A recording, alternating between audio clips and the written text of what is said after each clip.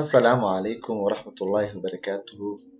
Asxaabta soo dhawaada, waan idin salaamay marka hore. Waxaan idinku soo dhaweynaa channelka inaad subscribe saartaan, like saartaan. Maanta waxaan idin wadaa muuqaal cusub, qaabkan u hagaajiyo sawirka walaalkeen Dirsla Cabdi. Software-ka aan ku hagaajiyo sawiraanta waxaa la dhahaa Adobe Photoshop.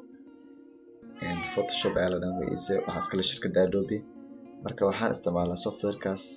Marka kowda u hor waxaad soo furanaysaa Photoshop soo furanaysaa, kadib waxaad soo gelinaysaa sawirka aad inaad hagaajiso. Waxaad ku dhufanaysaa file, open aad dhehaysaa, intii kale waxaad dhehaysaa drag and drop inta ka soo jiidaysaa. Marka sawirka soo geliso, sawirka ugu soo galo hasaan aniga sawirka ii soo galay.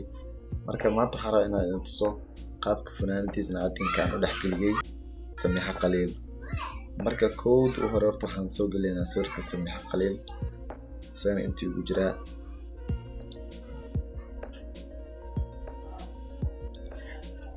Drag and drop aan soo dhahayaa,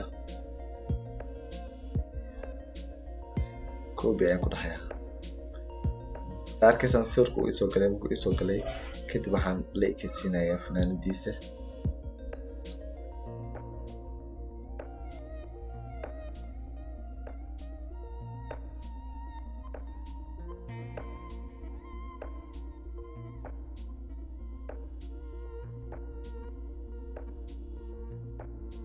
funaanadiisa aan la ekaysiinaa inta funaanadiisa ku eg bas.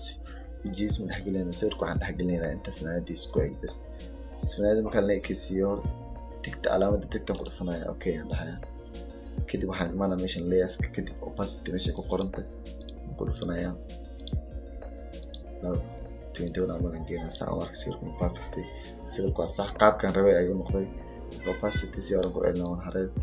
Kadib icon-kan aan u imaanayaa. Inta waxaa la dhahaa layerska, waa sawiraanta layer la dhahaa. Icon-kan uu macnaysan yahay hide ama qari layerka. Intaan ku dhufto saarkan sawirka wuu qarsoomayaa.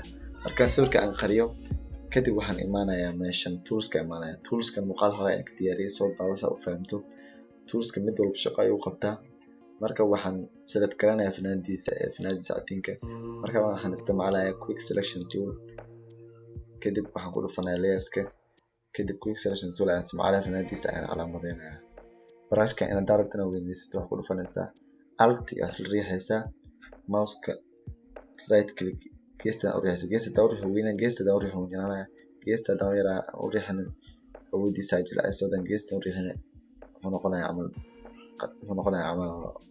Kadib halaan way ku filan tahay. Kadib quick selection toolka muuqaal hore aan ku sharaxay. Sawirkan zoom soo dhahayaa anoo taabanaya alt iyo meeshan scroll mouse riixayo aan sawirka zoom soo dhahaa. Markaan zoom soo dhaho funaanada aan imaanayaa, brushka aan yareysto, kadib mouse-ka aan isticmaalayo left click aan ku jiidayaa. Arkaysaan sawirka hadda si fiican igu calaamadeysay. Si aad arkaysaan hadda si fiican igu select gareeyay.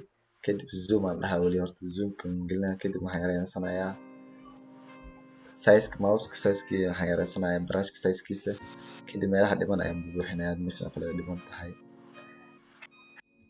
ayaan yareysanayaa, meesha kale dhiman tahay meelaha dhiman ayaan buuxinayaa. Sawirka si fiican u galo oo gacmaha uu gaarin meelaha aan buuxinayaa.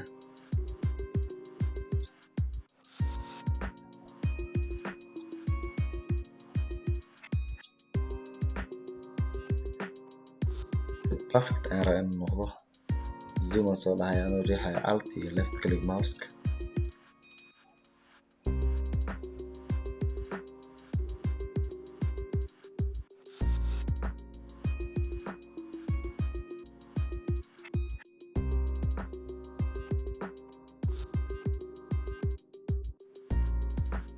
Hadda si fiican ayuu u tirtiriyay funaanadiisa. Si horaan ku laabanaya aan zero. Sawirkiisa zoom u baxay. Kadib waxaan imaanaa layerkan kore.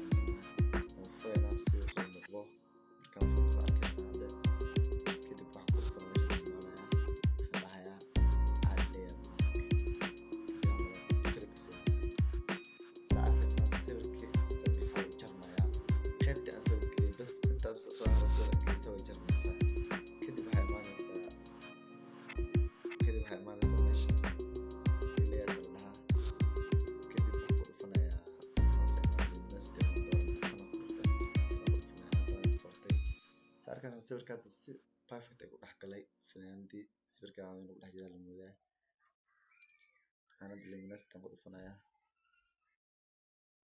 ama kale ku siinaya inta oo keyboardka